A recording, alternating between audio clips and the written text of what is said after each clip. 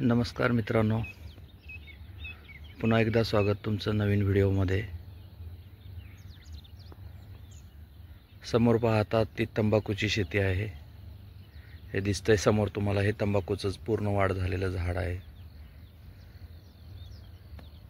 संपूर्ण शेती बघा तंबाखूची आहे मागपर्यंत।